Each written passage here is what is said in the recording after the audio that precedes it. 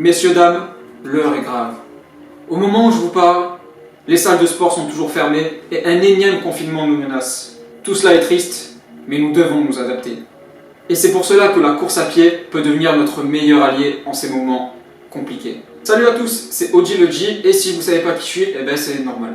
J'ai encore jamais fait de vidéo et je souhaitais joindre l'utile et la culture pour cette première. Je vais ici vous parler de running et plus précisément des chaussures que Nike nous propose pour les entraînements de course à pied. Alors on va ici s'intéresser aux courses longues d'entraînement. Alors qu'est-ce que j'entends par course longue? En fait pour certaines personnes, ça va dépendre. Par exemple 5 km pour une personne ça va paraître long.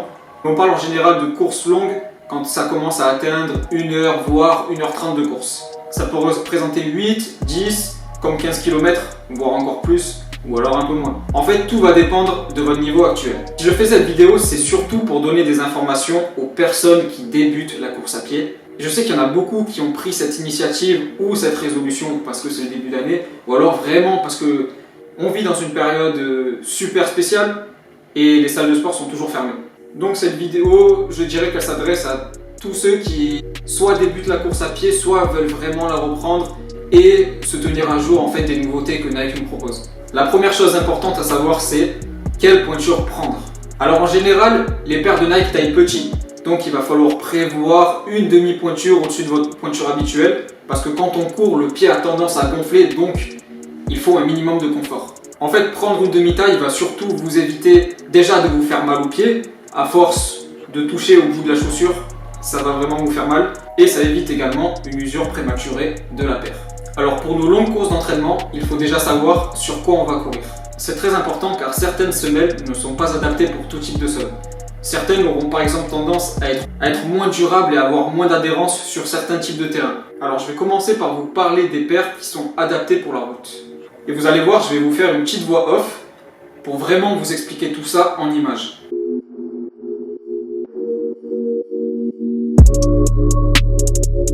Si vous débutez et que vous cherchez un très bon rapport qualité-prix, la première paire que je peux vous conseiller c'est la Nike Zoom Windflow. Et je pense que niveau qualité-prix, on fait pas mieux. La Zoom Windflow possède une semelle incluant la technologie Zoom.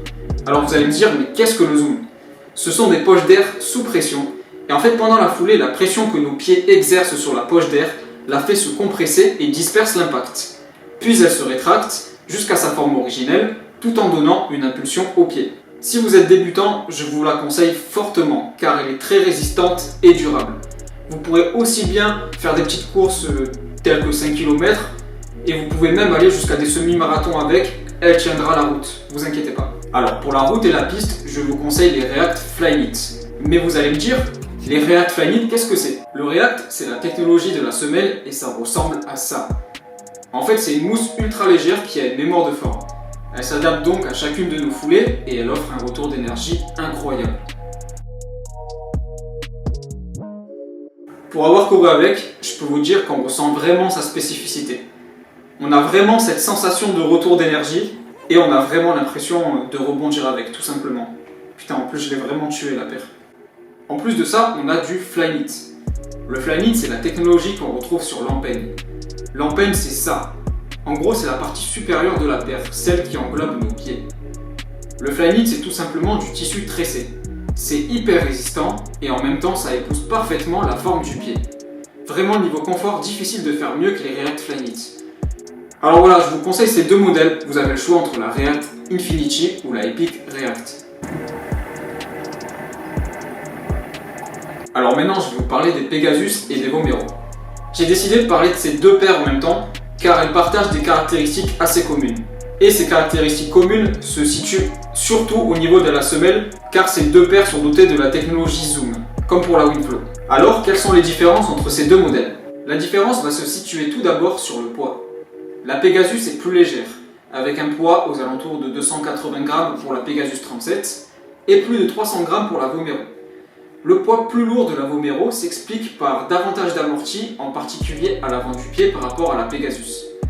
La Vomero est également un peu plus large et propose une meilleure stabilité. En général, on propose la Vomero aux personnes qui sont dotées de forts gabarits. Et quand je parle de forts gabarits, je parle d'à partir de 80 kg. Alors que la Pegasus est vraiment faite pour tout le monde. La Vomero va être plus adaptée pour les entraînements journaliers, pour les courses tranquilles, alors que la Pegasus fait vraiment tout. Donc ici, le choix de la paire se fera en tenant compte de votre gabarit et du type de course que vous souhaitez réaliser. Alors maintenant, je vais vous parler des chaussures d'entraînement qui sont faites pour courir hors route.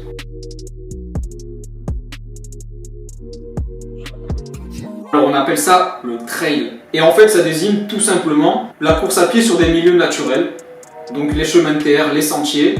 Et donc c'est différent de la route car vous allez avoir besoin de chaussures qui vont nécessiter plus d'accroche et plus d'adhérence. Mais ne vous inquiétez pas, beaucoup de modèles sont faits pour ce genre de situation. Alors ici, je ne vais pas énumérer tous les modèles qui existent, je vais vous énumérer, on va dire, les deux modèles les plus efficaces et les plus connus. Par contre, attention, si dans votre session de course, vous faites une petite partie, un petit kilomètre ou deux sur ce genre de terrain, ne commencez pas à changer de paire au milieu de la course, ou alors ne mettez pas une paire de trail pour faire toute la course, ça sert à rien. Gardez les Pegasus, gardez les Vomero classiques, ça ira largement. Mais si vous faites vraiment des courses longues sur ces terrains particuliers hors route, alors là je vais vous conseiller déjà la Zoom Wild Horse. La Zoom Wild Horse, c'est la paire de trail la plus connue chez Nike. Elle possède la même technologie Zoom que sur les Pegasus et les Vomero. Elle est donc parfaite pour les longues distances. Et ce qui la rend parfaite pour le trail, c'est qu'elle possède des crampons en caoutchouc sur toute sa semelle. Et ça permet aux coureurs d'avoir une réelle foulée sur les sentiers et d'éviter les glissades. On retrouve également la Zoom Pegasus Gore-Tex, qui a une semelle plus accrocheuse que son homologue faite pour la route.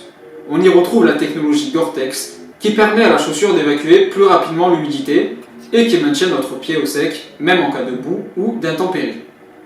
Elle possède cependant moins d'accroche que la Wild Horse. Alors voilà, c'est tout pour cette vidéo. Je sais que j'ai oublié de parler de beaucoup de paires, notamment des paires pour la compétition, mais là j'ai vraiment essayé de me focus sur les paires faites pour les entraînements. J'ai également oublié de parler de beaucoup de paires spécifiques comme les freerun, les zoom structures, les joyride. J'ai essayé en fait de toucher un large public en parlant de paires qui sont vraiment adaptées pour une grosse partie du public. Voilà, j'en ai terminé pour cette vidéo. Si ça vous a plu, n'hésitez pas à lâcher un like ou alors si vous avez un petit commentaire à me faire, vous êtes les bienvenus dans l'espace commentaire.